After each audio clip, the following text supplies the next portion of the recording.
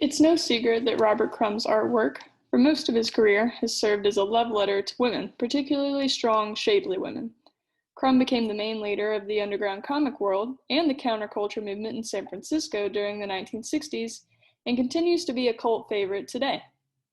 His skill as an illustrator, combined with his perverted manner, self-deprecation, and stream of consciousness style, is what made him a favorite artist of the hippie counterculture, having created the album cover for Big Brother and the Holding Company's album, Cheap Thrills. With many different styles featured in different comic strips, such as Mr. Natural, Keep on Truckin', and Fritz the Cat, Crumb criticizes many of the things he found disturbing, including politics, rich people, and even Donald Trump.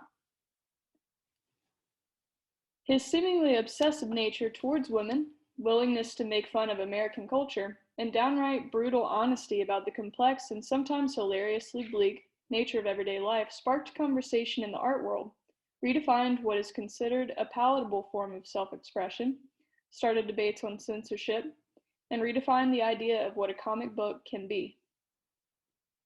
While his art may not be discussed in secondary education, he certainly influenced how we perceive art, and he is regarded widely at the university level. When digesting Crumb's art, many questions arise, such as, how should we feel towards this artist? Is it not that serious? After all, it is comedy. Should comics such as Robert Crumb be celebrated?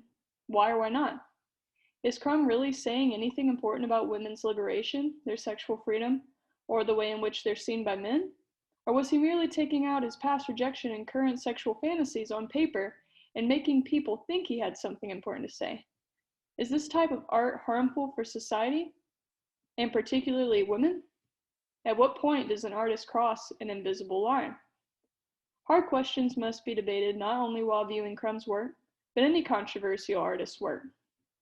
Yet, that is the legacy and beauty of Robert Crumb and other controversial artists. He gets the conversation going, making us reflect on the beauty of the fact that art can turn flaws into something beautiful or funny. He points out brutal truths about society, distributes them across the world for us to consider. I believe that Robert Crumb's honesty led the way for underground comics, helped the 1960s movement for self-expression, and changed the way censorship is debated today among the art community.